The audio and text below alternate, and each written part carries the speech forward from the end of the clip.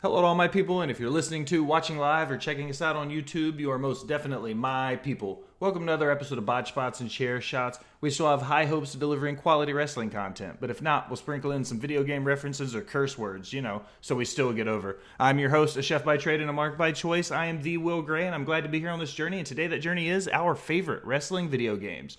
Joining us tonight for the first time is the lead host of the SmackDown Raw podcast, The Rewind. He is the fearless leader of the SmackDown Raw podcast network. He is Kyle Tyson. Kai, how you doing, bud?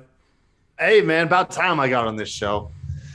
Man, I was wondering who was going to be first. Was I going to be on your show, or were we going to have you on the Rewind? It looks like you won. So you got me onto yours. I got to the race. So you are actually the final piece to this puzzle. I've had RN and Dave both on with Bobby and I. So you're the last link. Saving the best for last.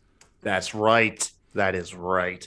Unless, in reference to the best, you're talking about wrestling trivia, in which case I notoriously lose every time. So I have to be honest with you, Kai. I am 0 for a million on any wrestling-related trivia show that I've been on in my podcasting history. I do not think I have a win yet. Yeah, I've been on 2. And the first one, I literally said on air my goal was to not come in last. And I didn't. I did not come in last. And then my most recent appearance, I came in last. Bro, unfortunately. Booking, that's WWE style. You're in there. All right, with us, as always, the co-host extraordinaire. He is the Bonnie to my Clyde, the yellow shoe guy himself, Bobby Mack. Bobby, how was your Tuesday? Oh, man, a great Tuesday. Taco Tuesday never goes wrong. Well, all right, gentlemen, look, we're going to get this going. We're going to talk about your favorite wrestling video games. This could be from any genre, any catalog, system, gameplay, mobile, anything. Let's talk wrestling video games. But first, Kai, when you play a video game before we dive into our lists, what are the things you look for most in a game when you're playing? So when I was younger, I liked really long, well thought out like stories, like some of my most favorite games that are non-wrestling related, like The Last of Us, just because it's a huge story. The story is front and center, and then the gameplay itself is kind of a backseat. But nowadays, as a full-time employee at my job and then also a full-time parent, I like games where I can get in and get out in like 20, 30 minutes tops, because unless it's really late at night, and my kids are in bed, if I'm in my office where I play video games for more than like 20 or 30 minutes, that means I'm neglecting my family. So I have a hard time getting myself into that, just in the mood to play. So recently I've been playing WWE 2K22 little bits here and there. And then also Rocket League. I'll play Rocket League because it's, once again, a game I can literally hop in and out of in under 20 minutes. Bobby, what about you? What are you playing these days? I guess being older, and my kids out of the house, GTA, I will legit get on there for like 8-10 hours at a time. I miss it. Yeah. I think that's my longest streak, is like 9.5 hours for playing GTA 5. And legit, I don't know what I'm doing on there. Like, I'm the worst shooter. If you join me and I'm part of your group, I'm the guy standing back letting you do all the work. And I'm just standing by the getaway car going, okay, let's go. I'm that annoying wife, But yeah, like Tetris to challenge my brain every now and then. Back in the day, Super Mario Brothers was one of my favorites. Exclude number 2, and those are mine. Like those are my games. Okay, following in behind you guys. I think my all-time favorite video game is the Ocarina of Time, Legends of Zelda N64. I feel like it's a pretty solid pick for me. Followed closely by a left field input would be Fallout 4. I've always been a big Fallout guy. I like RPGs. I also, like Kai, don't have a lot of extra time to deep dive into games, but when I do, I want to immerse myself in it. So that's what I like most about games like Fallout. Another big one was Red Dead Redemption. I spent a lot of time playing Red Dead 2. Did you beat Red Dead 2? I'm almost to the very end of it. I played Red Dead 1. No one ever beats it. No. No one ever finishes that game. That's like Arkham Asylum. Like, it took me, I would say I was on that thing every night till like 5 a.m. when my daughter would go to sleep back in the day. and no, you can't win. All right, gentlemen, let's dive right into the meat of this conversation. Our favorite wrestling video games. So I'm gonna start with you, Kai. Go off the bat, pick one off your list, and let's see what we got. So I'm going to knock this one out. Not that it was my most favorite as far as enjoyment wise, but my most favorite to spend money. And I am actually gonna throw this one out of left field. And it's actually the mobile game WWE Super Card. These guys took me to the cleaner for almost a year straight. And before I knew it, I was out almost $700 in this stupid little card game. And it's not even like a traditional card game in the sense. I don't know what it was that hooked me. I think what it was is that where the meta was at, I was so close to becoming a top tier player on the planet. That is what drove me. So I would spend $5 here, $20 there. And then overnight, they introduced 3 new tiers when my deck was only a couple cards away from being 100% top tier. And it was only at that moment did I have to acknowledge, like, I had a serious problem. I had to talk to my clan. I told everybody, look, I'm going to lose my home. My wife is going to leave me. I can't spend any more money on this stupid wrestling card game. WWE Super Card, please never play it. Sounds like an OnlyFans account. I have to admit, I fell down the mobile game well for a really long time. I played Clash of Clans for like 6 years, and I sank so much money into a silly mobile game. Was ridiculous. And it was nuts to think about when you look back at it, because you think about when you were a kid, buying a game for $40, $50, $60 seemed like a lot of money. And then you think about these free mobile games that were just sinking just ass loads of money into week after week, and it's to buy stupid cosmetic shit and gems and stuff to make your stuff be better. And like, you think about the sheer money they get off of just microtransactions in video games today alone is ridiculous. Yeah, there's one game that's getting me a little bit nowadays. I think I sink about $5 to $10 in it just every 2 or 3 months, and it is a Clash Royale ripoff. It is South Park Phone Destroyer. It is Clash Royale, but with a South Park skin on it, and I play that game like every single day. But I only sink about $5 to $10 in about every 2 or 3 months. I play for free for the most part. All right, Bobby Mack, your turn. What's one off your list? My list, I'm a big WWE 2K person. Like, I really do like those games. And I'm gonna say, even though it was one of the worst ones, I think I like it because it's so bad, is 20. Like, no, Bobby, don't do that. There are so many. Do not feed the beast. There are so many glitches. Like, it's so funny. Like, just to like play it and just be like, what's gonna happen now? Like, who's gonna do this? The referee's outside the ring counting for nothing. Like, it's so stupid. And the only thing I find like really great is like the career mode of it. Like, I do enjoy the career mode. I don't see a lot of glitches in that. But yeah, it's almost like impossible to win a Royal Rumble, which that's where I'm stuck. Did you know 2K20 is not the worst WWE 2K game there is? No way. It is 2K, I want to say 17 or 18 for the Nintendo Switch. It's the only WWE 2K game they put on the Switch, and it is unplayable. Like, it is literally broken. They never updated it to a playable status. I think I bought it when it was down to like $13, and it was still, I want my money back still to this day. It is the worst. Of the release. It was a $60 release, and if you know anything about the Nintendo marketplace, they do not discount stuff. And for this game to go from $60 to less than 15 shows the state that this game was in.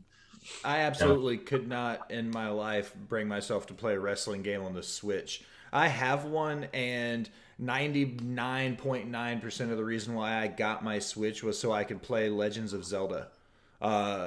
The Breath of the Wild. That's the only reason I got my Switch, period. I play Mario Kart on a whim, but I couldn't imagine trying to play a WWE game on a Switch. That seems crazy. Yeah, unless Mario is involved. Like, They should put him as a playable character. In WWE. Yeah, You can make him.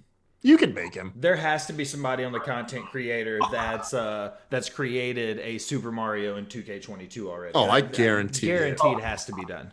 Yeah. That's what blows me away is like how these creators make these calls for these games. Like there's they're better than some of the actual like real people that are in there. Like it's so impressive how these guys do this. I have no idea. Like, you guys either one make calls? No. Mm-mm. I've seen a couple of the creators that have came in and done it, and I've looked at what they've created. And there are content creators on YouTube and on Twitter and on TikTok that do nothing but make wrestling video game content. And it is ridiculous to me at the time. And like the detail they'll put into it as to creating a character. Because when you look at some of these AEW guys they've put into 2K22, like they're spot on. Some of the Kenny O's that I've seen and some of the other guys that have come over, the guys that have made FTR down to their gear are making it to where it's spot on. It's almost scary about it. Well, now that you can upload like straight up photographic images, that's really neat. And then their 2K's always had that game face. So I mean, we're in that day and age where, dude, like if somebody's not on the roster, you have the tools to make them. You know what I mean? Yeah, well, yeah, for sure. My first one off my list, I'm going to pull one from the more retro thing. It's coming from 1998. I remember playing this game on the Nintendo 64. It was WWF Warzone. And the reason why I picked Warzone for me was because it was one of the first games that I remember where when you created your created character, you got to build his clothes and his entrance and everything, but more importantly, you got to set his moveset. So to me, that was important because I wanted my guy's finisher to be one thing, but why the hell couldn't I just throw a rock bottom or a stunner in the middle of a match? So I could set finishes to his regular moveset and just drop finishes whenever I wanted them. So I forgot about that. So it was one of the first times I felt like you could be completely immersive in the system and build your character to be whoever you wanted it to be. No, that was a good one. You know what? Out of the same group, because you said Warzone, right? Because you're talking out of that same genre. You also had the one that I played was WWF WrestleMania 2000, which that was the sequel to what's the famous N64 one that's always the like everyone's top. WWF Attitude. It's actually number 2 on my list. On my, it's funny because you bring it up because all three of those, Warzone, Attitude, and WrestleMania, they're like 2000, a triangle. Yeah, they're all in the same family. I liked how they all went back to back with only one of them being released on the Dreamcast. I thought that was interesting that WWE only released one game on the Dreamcast out of those trio because Attitude was the only one that was. The other two were released Game Boy, PlayStation, and 64, all of it, but only Attitude released on the Dreamcast, which I thought was kind of interesting. Oh, no joke. Okay. I think that's a very underrated system overall. Bobby, did you play the Dreamcast? Do you remember that one? Oh, I've never actually played Dreamcast. You're a little bit older. Oh, no, I was going to say the Dreamcast, they had a really cool groundbreaking wrestling game, WWF Royal Rumble. It was the first wrestling game where you had a Royal Rumble and you could have more than 4 guys in the ring. To my knowledge, it was the first one. I believe you could get like up to 8. They made it into like an arcade cabinet game as well. But one of the issues that it had, often because their roster wasn't that big, oftentimes you would have the same wrestler in the ring with themselves. So like you could be in a Royal Rumble and you have like 3 Tazes in the ring just fucking suplexing everybody. You know, it was interesting, but it was the first one where you got to more than 4 players on the screen simultaneously, which was pretty cool. Allison says nobody released anything on the Dreamcast because it was trash. That's not true. WWF Royal Rumble's on the Dreamcast. I had it. Kyle, you're next. What's the next one on your list? So I'm gonna go with, once again, I wanted to go off the beaten path, you know, where you have the same games that most people list. I'm gonna list one now for nostalgia standpoint alone, because the game is actually pretty god awful, and that is WWF Raw. So SmackDown had been on the scene for a while. Xbox came out. They needed their own unique title, and so they made Raw. I remember this game sucks by today's standards because how slow everything moves. That game is so slow by today's standards in movement speed, moves. It just moves at a snail's pace. But one of the cool things about it, though, was like when you're booking shows and you're going through like career and stuff, is you had the ability to lay traps backstage. So you could say like, you know, like your opponent is scheduled to have like an interview backstage, and you could have like a fucking cinder block just fall from the rafters onto this dude's head, but it wasn't guaranteed that it would hit. So sometimes, yeah, this dude would get laid out by like a stray cinder block. Other times the interview would wrap up and he would take like a couple paces and it would just fall behind him. But it was a neat one. It was a neat concept. They tried some stuff, but ultimately, if you find anyone talking about WWF Raw 1 or 2, usually they say it's like one of the worst wrestling games ever. But I loved it as a kid. I feel like historically speaking, a lot of these wrestling games are known more so for being broken than they are for being legitimately good games. Like Bobby was just saying, there was like with 2K20. I mean, it's not something that we're used to hearing, or it's something we're very used to hearing when it comes to these games having buggy issues. And it's not just WWE games either. The UFC games, UFC 2, UFC 3, they both had a lot of bugs in them at first before they got patches out. So I feel like that's... Shout out to 3, man. They brought in Pride Mode, soccer kicks, bro.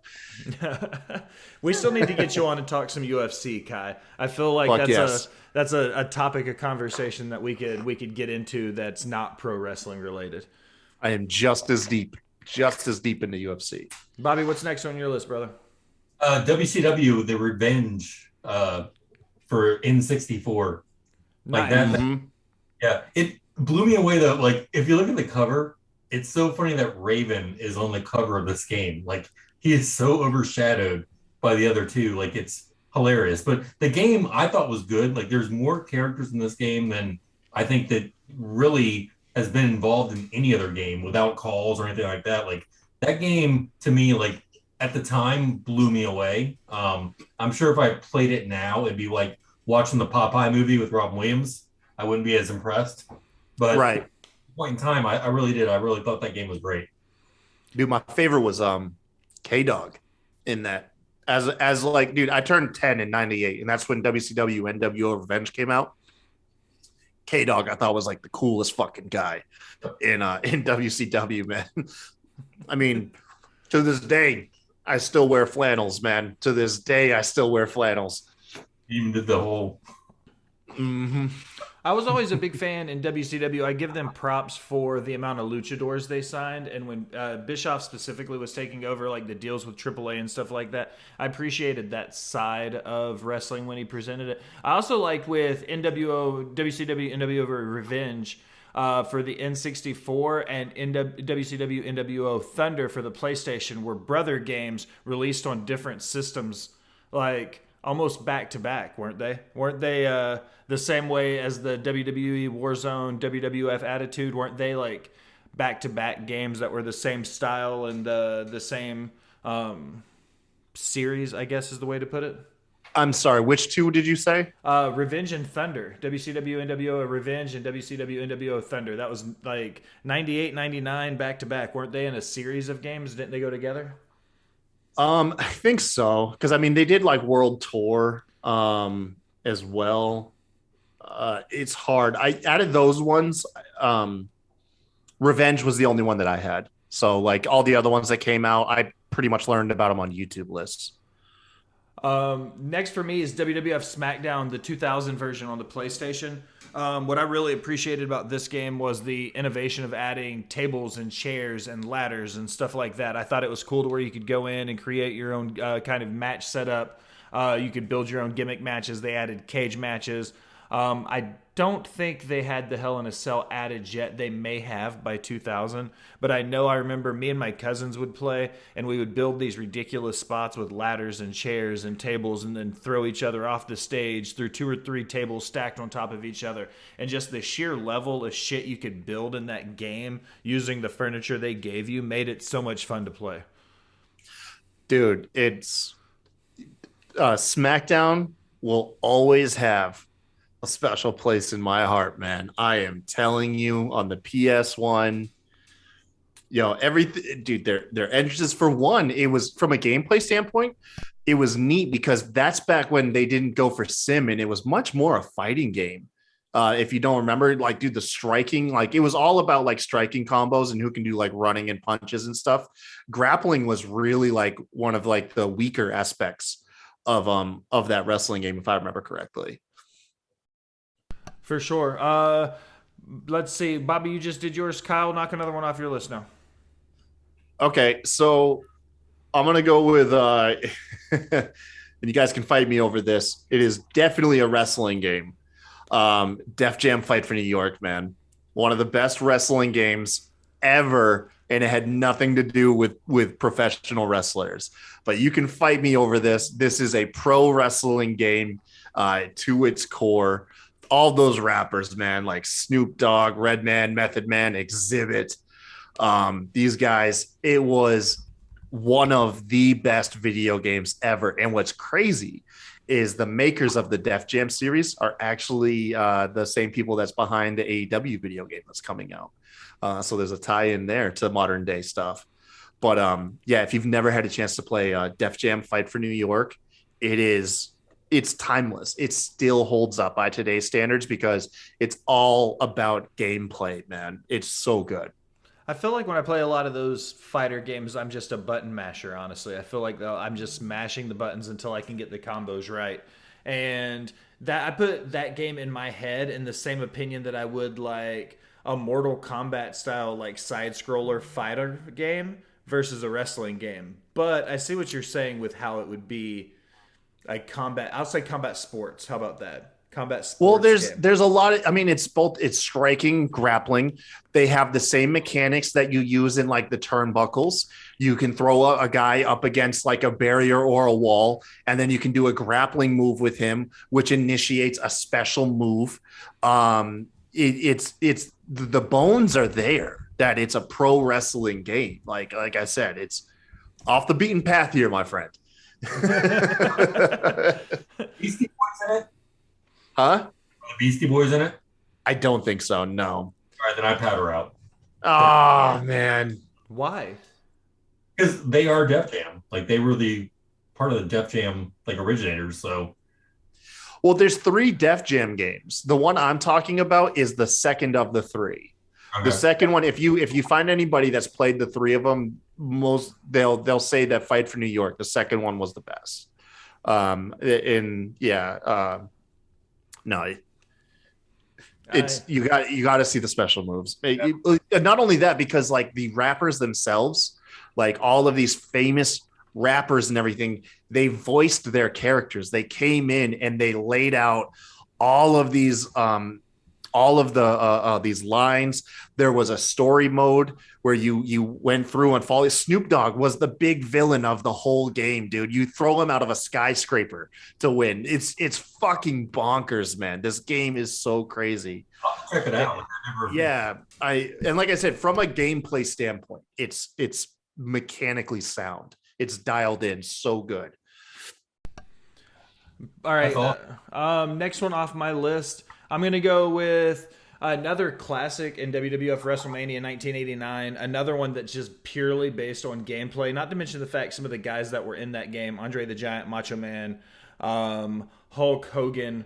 Then you had Ted DiBiase. I mean, it was just a stacked who's who of the golden era of WWE. So the list of the guys you got to be just screams nostalgia for me, especially since that early 90s was when I really came into watching wrestling around the time. I've mentioned it once before already today, recording another episode, was that around that 92 reign when Ric Flair came in and won the Rumble and took the title was when I really started to peak as a wrestling fan. So it was that late 80s, early 90s area for me. And that was one of the first games I remember playing live as a kid. So that one obviously made my list. Bobby, you're up. I remember going to the bowling alley with my mom. And as a kid, bowling games are going to be like 3 or 4 hours long. So what do you get? Fed quarters from, Mom, leave me alone, kid. So single mom pushed me to the arcade, and WWF WrestleMania. That's the game that like really stuck out to me. I probably put enough quarters in that game to buy a house at this point in time in my life. But it was so simple. Like the game was like the gameplay wasn't great, but the guys in the game weren't great either. Like it was, you had a couple like main eventers, but then you had Honky Tonk Man before he like really had made his career. And that game to me like always sticks out as a personal favorite because you had Bam Bam Bigelow and Honky Tonk Man in there with Hulk Hogan, Andre the Giant, and Ted DiBiase, all these main event guys, and you're like, how are these guys gonna win? But in the reality of it, they were actually the better people to play, and you'd win the game that way. Bobby, where do you rank Honky Tonk Man as far as the greatest intercontinental champions of all time? Oh, he's number one if you ask him. I love that. If you ask him, If you look at work rate, and what we consider intercontinental champions, Honky's probably pretty low. But if you look at character and what he did for that title, and like he was that quintessential guy that really did make that belt famous, more than the workers. He was a character. He was probably a bigger character than anybody else that held that belt, other than probably Warrior. But yeah, I'd say Honky's in top 10. Kyle, what about you? Who would you The say? Miz. Do you think the Miz all day, the greatest intercontinental champion of all time, man. He makes that belt. He makes the like him and Chris Jericho made that belt probably feel bigger in the modern day. Just a quick caveat, Bobby. I didn't really watch any wrestling before like 96. And every now and then someone will suggest a match to me. It's not my cup of tea. Where my olive branch into the golden era is, if you can find me guys that had a work rate that was beyond their time, like before their then like I'll be super into it. Like I really love like Macho Man and Ricky Steamboat matches. I think those are fascinating. But I think the Miz is awesome. I think that it's a really cool that he's probably gonna, if WWE books it correctly, he's going to retire off of his final Intercontinental Championship run. For those who are uninformed or have never heard me talk on a show, because I say this fact like every fucking show I do, the Miz is less than 30 days away from holding that IC belt in more combined days than anybody else in WWE history. And so I can't wait to see that record. If it's not him, it's Chris Jericho. Those are my two top IC champs. My number one IC champ, hands down, has always been Jericho, or has been for a long time. I think The Miz, he's got 8 reigns. So if he gets one more, it ties Jericho for most all time, but he can pass him for most days holding the title. Because him and Jericho will both be tied for 9. My thing with both of you, like I agree. Like I think Jericho's great. I think Miz is great as IC champs. To me though, Mr. Perfect Kurt Hennig is my IC champ. Like that's the guy that I see as the IC belt. Like, he personified like what it was. To me, again, in my opinion, is I think that Kurt Hennig, because coming from the AWA as a world heavyweight champion, the guy that beat Nick Bockwinkel, the guy that, really took the throne over and then came over to WWF and never got the big belt, when I really do think that he's also probably the guy that never held the WWE championship that should have been the WWE champion, more than Piper, more than anybody else, Jake the Snake or anybody else. I think Kurt Hennig to me is always going to be my number one IC champion. I can see that argument too. You think he's the best guy to never win a title though? Yes. Really? Yes. Even fresh off of all the love that Razor's got? Yeah. Razor was good. But if you watch Razor in let's go back to AWA. Razor was teamed up with Kurt Hennig. Kurt Hennig 1 year, 2 years earlier was a rookie as well. When Razor was put in there as Big Scott Hall, big Magnum Scott Hall at that point, they were calling him. Razor is good. I think he's overrated though. I think that Kurt Hennig proved to all everybody that how great he was. And he came from a lineage as well. So he had those bigger steps than what Razor did, that Scott Hall did. He had to overstep Larry Henning, who was a main eventer. And to me, Kurt Hennig did that easily. He displaced his father. His son tried, and that win when his son won the IC belt, that to me was amazing. Like, that was a great memory. But Kurt Hennig is better than Scott Hall, and he was at the beginning of his career, and he was at the end of his career, in my opinion. I disagree with you, but it just kind of sounds yucky to say out loud if you think Kurt Hennig was a better wrestler than Scott Hall. I think that Scott did more character-wise. I've said this a lot of times when it comes to certain characters.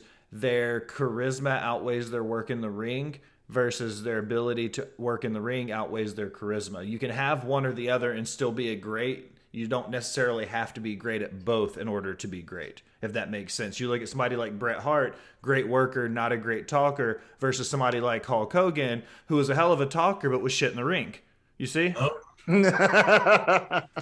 Hard debate. All right, so the one thing I'll give Scott Hall over Kurt Hennig, he had a better opportunity in WCW because he came in as a surprise guy. But yeah. you could if you put Hennig out there as a surprise guy walking through the crowd, the impact would still be there. A WWF guy, WWE guy walking through the crowd. You put Hennig out there, he could talk. Like, he got over that country group that rap is crap. Like, rap is like, you get over Barry Windham, Kendall Windham, and it was the Bobby Duncombe Jr.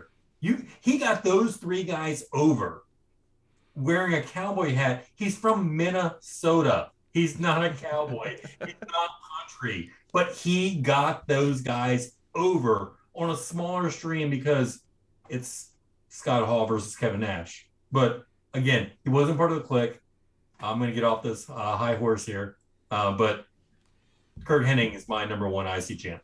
Bama in the chat says he'd rather see Razor as champ over Mr. Perfect. I tend to agree, and most of the times I would definitely say give him the belt over Mr. Perfect had he had the opportunity in that. Kyle, you're up on your list. What's next for you, sir? All right. Sticking with, like I said, I made it a goal of mine to not bring up the normal games that everyone brings up. So I'm going to continue with that trend, and I'm going to go with WWE Immortals, another mobile title.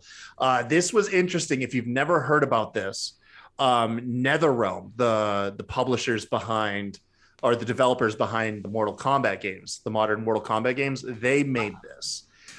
So all of your wrestlers, The Rock, John Cena, Brock Lesnar, they're all done up in like superhero or super villains aesthetics. It is very much a fighting game, not a wrestling game. It's just a wrestling game a fighting game with wrestling skins on it.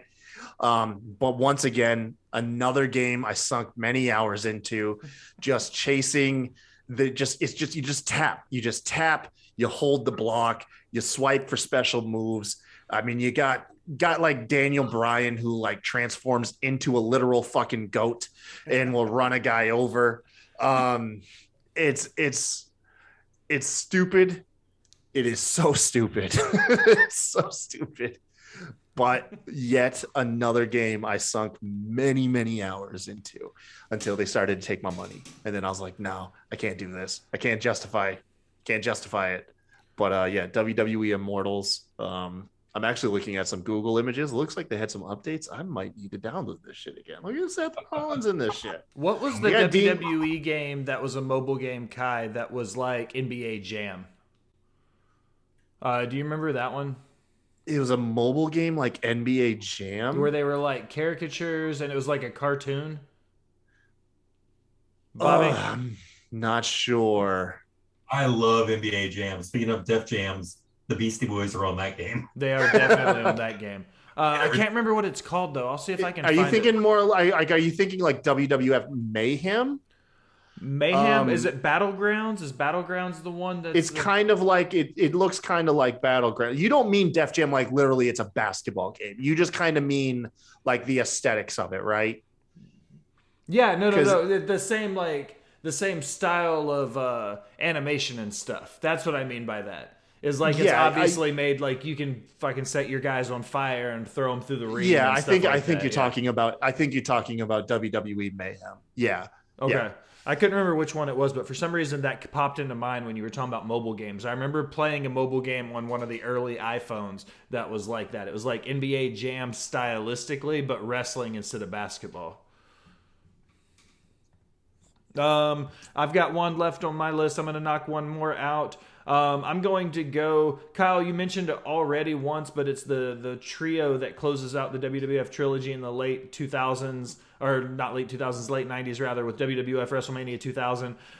It kind of took what I said about the first two games in that series and just expanded better. By 2000, we had already had some of the crossover from WCW and ECW. Some of those guys had started coming over. So it was the first time we started to see names from other companies inside WWF games. Not to mention that fact that they had started to upgrade the graphics by this end of the N64 era. So we started to really see some like step up in the gameplay and stuff specifically. They added a little bit more. It wasn't just a mash buttons and go or block and kick combo style game. They actually gave us something to work with and in combos and in it wasn't just a Mortal Kombat game in a ring anymore. They actually gave us some stuff to roll with. I agree with you. Three things stick out about WrestleMania to me. The 2000, right? WrestleMania 2000. They took the animation. The animation for whenever you win a ladder match was when Jeff Hardy pulled down the money bag and fell off the ladder. They included that in the game. That was super cool. And my young brain thought that is how every ladder match was going to end. Like everybody has to fall off the ladder when they win now. Two, you could customize the clothing of existing wrestlers. How cool was that back then? Like if their outfits changed, you could try to update the outfits or just create, make your own faux roster. And then, of course, like a lot of the other wrestling games back then, they actually played out the story mode of like the most recent year in wrestling, and you got to relive like all the most recent stuff that happened in pro wrestling. It's a gem. It always gets overshadowed by WWF Attitude, but I'm right there with you, Will. WWF WrestleMania 2000 is awesome. Bobby Mack, you're up. WCW World Championship Wrestling with the Road Warriors on the cover. The master, the champion, was basically Andre the Giant in a mask. And the only person I ever discovered to beat him, Mike Rotundo, like the future IRS, the future father of Bray Wyatt, was the only guy that I could ever defeat the champion. This masked person, and Andre has worn a mask before, but yeah, that game blew me away. Like it was so funny because only Mike Rotundo's only real move was a high knee, and that high knee was able to beat the champion. Well, I mean, we remember at one point in history that a clothesline would be the finishing maneuver for a match, or a leg drop. So I mean, it's not completely out of the drop out there. I got that hidden meaning right there. Sharp. Kyle, we're back around to you. Man, I'm running dry over here. Hold on one second. I'm running out of titles here. I've had to kind of look through. Go through the memory bank a little bit, huh? Yeah. Go through all these titles and figure out which ones jump out at me. You know what? I'm gonna go back. I'm gonna double back to the SmackDown games. Show them some more love. I believe it's gonna be. I'm gonna go to SmackDown 2 because SmackDown 2, for the sole purpose, was when I learned I was becoming a man. Because I swear, because you remember they showed like as the loading screens, they were like fucking just straight up, just like portraits of the wrestlers. They were just images. I saw Trish Stratus and I was like, there's something to this. There is something to this. that was the day little Kyle became a man. I was looking at those images and I was like, I know what I want in life. And it looks like that. I definitely, I can relate to that. I remember as a young adolescent male myself, the first few times, one of my funniest stories is my sister will tell this story anytime she talks about my early wrestling ventures into live shows. My dad would take us to Tennessee All-Star Wrestling a lot in Nashville. It was one of Lawler's gigs, and he was a lot with Jeff Jarrett and Jerry Jarrett and those guys. And this was when Lawler was still active on the roster with Miss Kitty. You remember Miss Kitty? Oh yes. So when she showed her boobies at a wrestling event one time. She did. We were in Nashville, and we were ringside, sitting by the barricade. And the story that I remember is drastically different than my sister's. I remember reaching out for a high five for Lawler and unintentionally grabbing the derriere of Miss Kitty. And apparently I turned red as a fire truck as a very young age because I was so embarrassed that I did it without meaning to. My sister loves to tell that story to everyone when she has a chance to. That was a learning experience for a young Will Gray. I have something that's not mistaken sexual assault, but you nonetheless was traumatizing to my little brother at a live event. WWF came to Maine, and it was just a house show. And in Maine, there's not really many guys that are from Maine, but Scotty 2 Hotty is one of them. And so my brother was, probably like 6, 7, if that. And I'm only about 10, 11 myself. But he stayed up all night making this big poster board. And it was a worm, and it had the bucket hat with the hair and everything. And he was so proud of that. And then when Scotty 2 Hotty came, Kurt ran up to the guardrails. That's my little brother, to hold up the sign. My mom took it from him, I guess, to steal his thunder. I hate to say it, but she got caught up in the moment, and Scotty 2 Hotty ripped the poster out of my mom's hands and gave her like the biggest hug. And my brother was, to this day, still angry because that was his hug. That hug was supposed to be for him, and my mom stole it on the spot, man. All right, we're going to close it out. Each one of us has got to take one more turn around the circle, and then we're going to call it a night. I'm going to bring my last pick in, is going to be WCW Mayhem. And you had mentioned WWF Mayhem previously, and Dave in the chat's totally right. This is on my list, and it was an N64 and PlayStation game, and it was kind of their version of Attitude. It was a lot of the same style of gameplay. You could have a lot of the same variations. You could go in and create gear and entrances, and this was WCW's version of that game, so that's why it definitely made my list. When you said Mayhem earlier, I thought maybe they reused the name in true WWE fashion, whereas they bought the rights to something and then reused it later, so I thought maybe that's what they did. But this game was WCW Mayhem, and I liked it because it was their carbon copy of Attitude, so if you wanted to play Attitude with the WCW guys, you played Mayhem. Bobby? Yeah, I guess it's showing my age. Like, I really remember when Fabulous Moolah would come down the ring, and I was just like, oh my gosh, so amazing. But anyway. That's because you're 1,000 years old. I know. Now, Wendy Richter was actually like, wow, and then Missy Hyatt. But going to game-wise, no mercy. Like, WWE, like, legit. When it came out, my girlfriend / baby mom at the time was like, you cannot spend money on video games. And guess what I did? I'm single now, guys. Yeah. I went out and I bought that game. Like, that was my game. It was the first one to introduce ladder matches. It had all these innovations. Like, it was the new WWF. Like, it was no longer Hogan and Hart. Is that the guy's name? Hart. It was now this new generation, and it introduced like a totally different genre to video games for the N64. And to me, that's always going to be my mecca of video games, is No Mercy. Kyle, Bobby, Bama wants to know which one do you think is better, No Mercy or Here Comes the Pain? No Mercy. No Mercy. No Mercy for me as well, so that's 3 for 3. Bobby, also Matt from Smacking It Raw says, can you imagine the gall of a guy that thought he could be so good and could win with just a basic leg drop? No, there was one guy, and that's only one guy, and that's Hulk Hogan. He legit could do whatever needed to be done.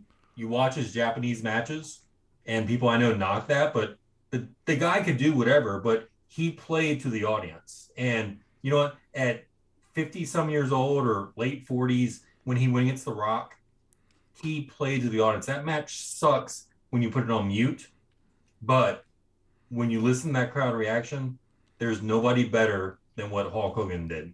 So let me ask you, in the real world, if I just look at my people and I just go, that doesn't work for me, brother, does that mean I can just get out of anything I don't want to do from here on out? The next time I get pulled over by a police officer, can I just be like, that doesn't work for me, brother? Yes, do it.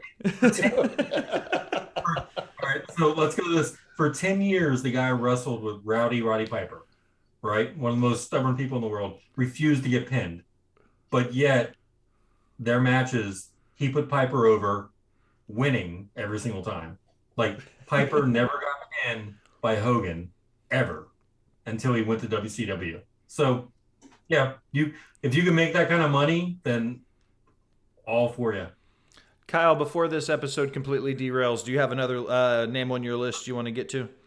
Yeah, so I wanted to apologize to anybody that was listening to this podcast screaming at whatever they were listening to. It was No Mercy is the mecca of the wrestling game that everybody, that's the universal N64 game. Attitude's up there, but No Mercy was definitely the one I was trying to think of earlier. So I have to formally apologize for forgetting that. But sticking in kind of like the same vein, I'm going to go, my final one I'm going to mention, I remember playing this as a kid, having to go to my friend's house and hijack their PlayStation just so we could play it. And that was WWF Warzone, dude. Yeah. Warzone was where it was at. You got the classic Stone Cold on the front cover, giving the middle fingers in the leather vest, just looking like $1,000,000. It was on the PlayStation. I mean, essentially, it might be an unfair comparison, but I mean, it really was like up there with No Mercy. Like Warzone deserves a lot of shine too, in my opinion. I don't really have much insight onto it. Is just one of those classic games that just, they nailed the mechanics. They had the Attitude Era, which was just in full throttle, was super popular. So it was capitalizing on that. Yeah, I mean, if you look, the IMBD, it only gets a 6, which is crazy to me because my memory thinks it's like an 8 or 9. But yeah, no, Warzone was dope as hell, by the way. And then also Hogan was not the only one. He is in a prestigious group of people who can win with a leg drop. He is also joined by his peer, some would say his equal, Nia Jax. Nia Jax won with a simple leg drop plenty of times too. I just want to put that out into the ether. But yeah. Bobby, you can rest easy knowing that Nia Jax and Hulk Hogan were used in the same sentence tonight, brother. Yeah, until that part, I would agree. Like, the Attitude Era was actually perfect for video game, like wrestling. Like the Attitude Era introduced it. Like, honestly, most video games at this point in time, I'm watching for the entrance because that's what it is. Like, it's all about the entrance. It's all about the that part of it. But yeah, Nia Jax. Yeah, no.